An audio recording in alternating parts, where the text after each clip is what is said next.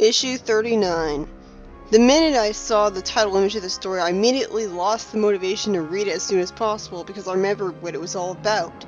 I saw videos on the story arc and it's depressing as shit. Remember how I said I hated the Sonic gets amnesia and turns on his friends story arc because it was too depressing seeing Sonic get in such huge trouble with his friends? Well, that's basically what's going to happen again. Only this time it's stretched out for like 3 issues. I actually took a break from reviewing one comic every day, just because I wasn't looking forward to the story arc. I never did that for the infamous Sally miniseries or the Tails and Knuckles miniseries. In fact, I read all of the Knuckles miniseries in one day. I guess what this means is that I would rather read a bad story than a depressing story. I care about these characters, so naturally I don't want to see them in overly depressing situations. I guess I care more about the tone not being too overly grim dark than I care about whether the story is good or bad, because at least with a bad story I can enjoy ripping into it. But a depressing story just isn't fun for me to read, no matter how well written it is otherwise. In fact, I would rather read all 3 of the infamous miniseries back to back than start reading this story arc right now. I'd have a lot more fun, especially since the Sally miniseries has a sort of rewatch bonus once you reread it knowing all the hints that it's not the real Sally. But I had to force myself to start this anyways. So for the sake of my motivation, the backup story of all things was the first thing in the issue that I tried to read. Or at least I tried to, but for what seems like the first time ever, there wasn't one. The entirety of issue 39 consists of this depressing story with nothing lighthearted to cheer you up. It's times like this where I kinda wish I was sadistic, then I'd actually enjoy watching Sonic suffer in the story. But since I'm not, there's no appeal, even with me knowing he'll be alright afterwards. But whatever, no more stalling, let's just get into this. We start out with all the Freedom Fighters scolding Sonic for a plan he's trying to come up with that's too risky, with all of them saying no because that's democracy in action. You know, it's really weird to see a princess of all be friends. And Antoine complains about how Sonic's going to a Sonic spin out of a temper tantrum. Hey, better he express his anger that way than by inconveniencing you. Sonic says any fool can see that his plan is perfect, and I like how it's kind of lampshaded how ridiculous Sally supporting democracy is by having her get offended by the fool remark and say that if he's not careful, he'll see monarchy in action. Not that it would matter since everyone else is already against the plan, so even if she alone rejected the plan, ignoring everyone else, she'd still be doing what the majority wants. So we're saying that it's kind of pointless. Sonic's plan is that they let Eggman roboticize Sonic, and use one of Rotor's neural overriders to let his mind be free. With Sonic in that position instead of Sally, the effects on Eggman could be even more devastating because he's way more powerful than she is. Sonic's basically saying he loved Sally's plan to do the same thing and thinks it just failed because of bad luck. I understand why Sonic's so excited. Problem is, he is indeed taking a really big risk here, trying to do the same plan that failed horribly again. And this time when none of his friends have access to a convenient de-roboticizer. Hey, that's another thing! I can't believe I forgot to mention it in the Fall of Robotropolis story, but Eggman shouldn't have even had a giant de-roboticizer in his base to begin with. That was really stupidly plot convenient. I could understand if they reverse engineered a de-roboticizer from Uncle Chuck stealing the roboticizer in Eggman's base. But him outright having a de-roboticizer, something that would thwart his plans, is stupid. I guess I didn't notice it because it was a big milestone, so it made sense. But anyways, there's no reason Snidely wouldn't be able to find Sonic's neural overrider just like he did with Sally, depending on how thorough his searching of him would be. Sonic's not saying, keep the neural overrider in my tooth so that no one would be able to see and remove it. So if the plan is to keep it in the same place as Sally did, then it's just gonna backfire horribly like it did before. And this time without a portable de-roboticizer and Dulcie the Duke's Ex Machina to save the day. He's showing an inability to learn from the failures of the previous plan, an inability to learn from everyone's mistakes. They should have used that portable de-roboticizer and replicated its technology somehow to make millions of them, but instead they wasted all of its juice because their risky plan screwed up. Basically, Sonic is getting all caught up in a potential perfect plan that's way too risky and putting his head in the clouds and not explaining how he could do things differently so that it wouldn't fail again. Makes sense for his character. Also, it really strikes me as weird that in a world where roboticization is seen as the worst thing ever, And where even Uncle Chuck, after regaining his free will, still has people really wanting to return to flesh and blood, that Sonic would actually want to become a robot, even if temporarily. You'd think it'd be seen as the ultimate terrible thing for him that he'd never want to experience. I guess that's just showing him how brave he is, and how he doesn't think ahead. Anyone else would refuse to try this plan, except Sally and him, because both of them are brave and don't want to look weak. They both have a rash, bullheaded streak to them, but Sally is more cautious. I don't see what Bunny's point was in pointlessly adding that, basically, Egghead may be a cyborg, remember? I have experience with this. No, you fucking don't. You don't have your entire body a robot, and you've never lost your free will, and you've never been in Sally's position trying out her plan. If her point was that she's suddenly just now started not appreciating her cyborg parts and having angst about them, then she should have been allowed to finish her sentence. And again, that has nothing to do with anything, because it's not like Sonic would keep having robot parts after he'd get himself de-roboticized. True, Uncle Chuck destroyed the de-roboticizer in an explosion, but if Eggman was stupid enough to make two things that could get a robot to being flesh and blood again, all they'd have to do is wait. And Sonic's not really the type to angst over being temporarily made of metal like Bunny would. I don't think so anyways. I picture him as being really optimistic. So Bunny saying this is just her shoving her issues in a situation where it doesn't belong just to have an excuse to complain. Which makes sense for people with angst. I like her, she's inoffensive enough, but that's what she's doing. And it's never pointed out that this has nothing to do with anything. So after all of it is said and done, Sonic gets the point that his plan was rejected by everyone and drops it, leaving for the weight room and nut hole to blow off some steam.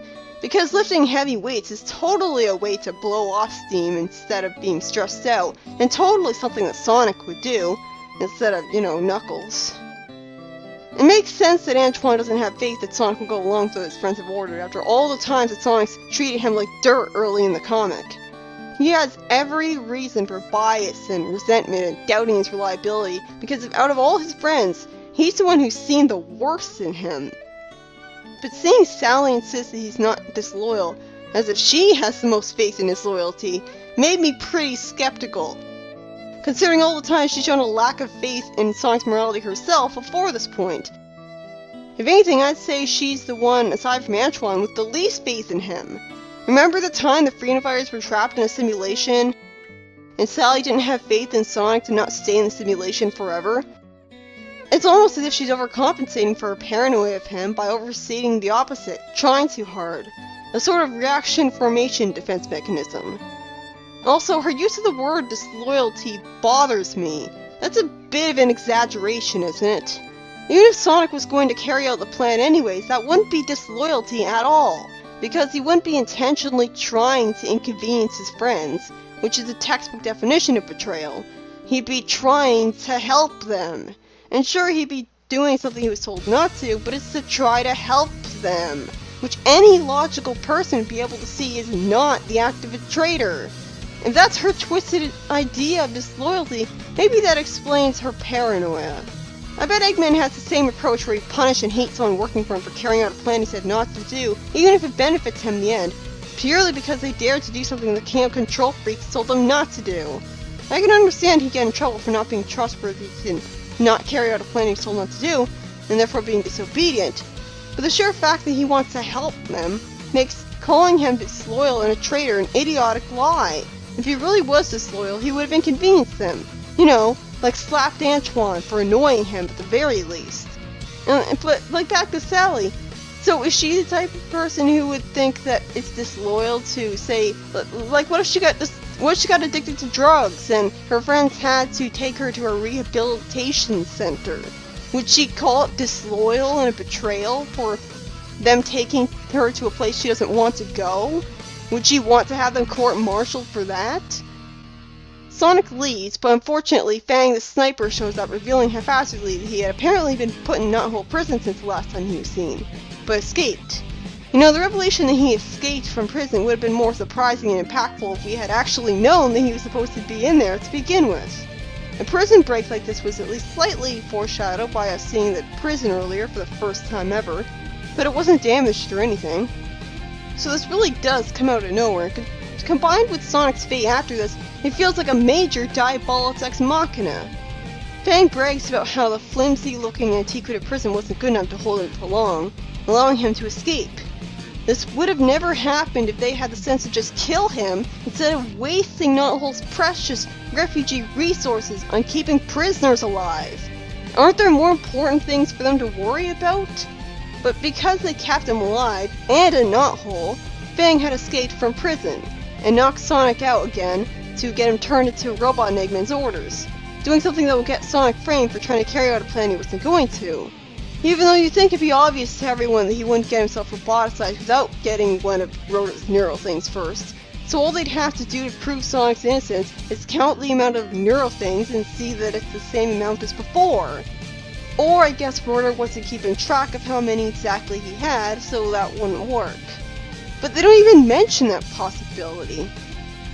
You know what sucks? If Sonic had gone through with disloyalty, according to Sally, and carried out his plan, things would have turned out much better for everyone. He'd have had the neural overrider on when being roboticized, or when Fang had captured him to make it easier for him. So while Sonic's going to be on trial later for carrying out his plan, things would have gone much better if he actually had done that. And yet nobody acknowledges this, and he's going to be treated like the villain for it. Another thing about those neural overriders. Why doesn't everyone wear them all the time just in case they get roboticized? Rotor has multiple of them. He can make more. Why wasn't Sonic wearing one already just in case? So yeah, Fang gets Sonic turned into a robot because bullshit and because Eggman told him to. And his reward for bringing him there is being allowed to leave without being roboticized. Why the hell would Eggman even do that? Fang wanting money and not getting it makes sense. Although he was ridiculously stupid to expect to get some from Eggman. And again, I'm not sure who'd accept money from him. But why would Eggman be nice enough to not roboticize him along with him? And after insulting his robot at that, he's wasting a perfectly good robot slave, isn't he? Plus it would have been great karma for Fang. Eggman says he'll go straight to roboticizing Sonic without making big speeches or anything. And that he upgraded his roboticizer to remove even more free will, because apparently they didn't remove enough the last time. So here we go, into grim dark territory. This issue is torture from this point on. And of course, Nicole the Magic Wand psychically knows that the robot Sonic is actually Sonic the Hedgehog, even though there should be no trace of his DNA because he's made of metal and oil now. The worst part is they didn't even need to know that it was really Sonic right now. They could have been told that much later by a gloating Eggman, and only then realized they needed to try to de-roboticize him and not outright kill him. But it's like, in this issue they just spend the whole time fighting him anyways, so it would have been much less depressing if they never knew it was actually Sonic to begin with. I do like that Nicole can create distracting holograms in the Freedom Fighters though. This is something that makes sense that she can do. Then Bunny fights him, including having a shield up conveniently, which is cool. And I like how they actually bothered to explain that these are all new gadgets Rotor added to Bunny, so it feels a little less overpowered and out of nowhere.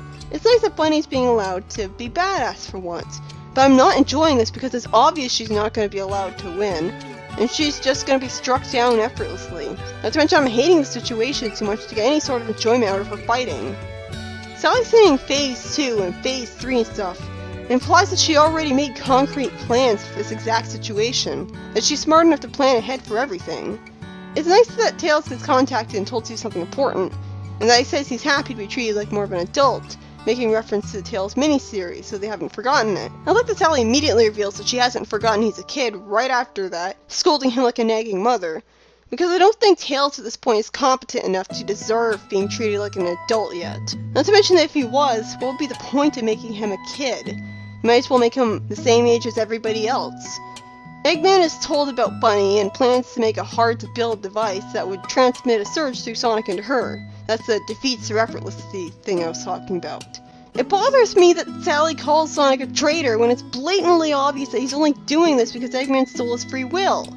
How much of an idiot is she to think anything different? What, does she think he got so angry over his plan being rejected? They started to fight loyally for Eggman? Over a petty grudge? How stupid are they to think he'd do something like that on purpose? It's obvious that he's been brainwashed. You'd think that they'd be genre savvy enough at this point to know that.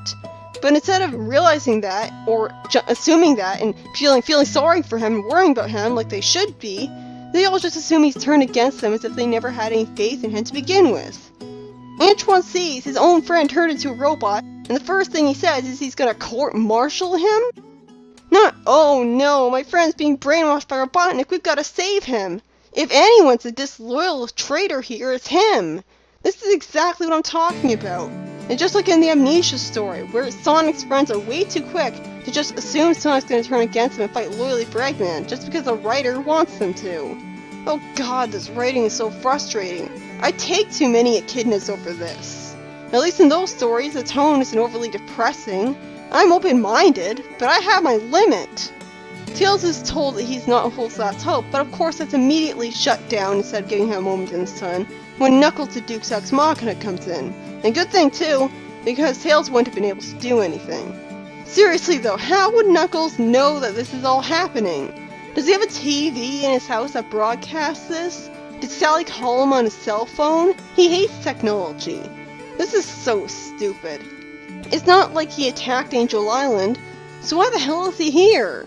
This is just like in the games where, instead of guarding the Master Emerald, Knuckles just shows up. And after Knuckles gets defeated because he's not a robot, Sally decides to use Operation Last Resort. I'm gonna spoil it because I don't give a shit and I hate this story arc. That operation is using the Neuro Overriders and turning him into a robot. So if she was so okay with doing this, even if as a last resort, why the hell didn't she just let Sonic do his plan then? If she and her friends hadn't turned his plan down, no matter how risky it was, things wouldn't have turned out like this. They have no one to blame but themselves. And Fang, but not even Fang, because if they had just said yes, Sonic would have had the Neuro Overrider in him when Fang would have showed up. Idiots! Not to mention, as a last resort, why the hell didn't she just... Why is Sonic in so much trouble for this? You'd think that they would just accept that he's doing it as a last resort. Why is he in trouble? Why aren't they feeling sorry for him? I'm shocked that Mike Gallagher, the king of lighthearted Sonic at the time, who you think would have taken Sonic the least seriously, wrote a story this fucking dark. I think I've said everything I need to say about it at this point, but I hate it so much that I might reiterate. Sonic then turns into a robot, and his friends all turning against him and plotting to court-martial him. I wanted to punch Antoine for saying that, instead of having sympathy like real friends would have. It makes the story unbearably dark and depressing and practically torture for me to read. I was reading it as fast as I possibly could while still reading all the dialogue. And it still took me days because I kept wanting to put this piece of shit off. I would rather read any other issue in the comic that took place before this than read this again, because it's too depressing. It's too frustrating. Sure, it's not rife with plot holes or bad jokes like some other bad issues are. So, depending on your tolerance for depressing tone, you could say that this story is actually pretty well written. But I take those entertaining mistakes in a heartbeat over this nonsense. And no, this isn't because it's a blue hedgehog. You know, that bullshit argument. No, fuck that. It's for the exact opposite reason. It's not because I'm preaching that this franchise should have a goofy, lighthearted tone and nothing but, just because the characters don't look like humans, and that there's only one proper way this story can be because of it. No, I'm not an elitist. I think that there are a wide variety of acceptable tones, as long as it doesn't get this depressing. It's not because I'm not invested, it's because I am. I care about these characters, so I don't want to see them in depressing situations like this. Especially not for 3 fucking issues. Sally getting turned into a robot temporarily was fine because it was just 1 issue. And even then it was hard to watch. Yeah, you can tell I'm not going to look forward to the Metal Sally story arc later on. This story isn't fun. The characters are all unlikable. It's their fault this happened, and yet it's never called out on. And no sympathy is in full swing here. Next up is Mecha Madness, and I'm not looking forward to that, or issue 40, but the sooner I get past those dark fests, the sooner I can get to the comic being fun again.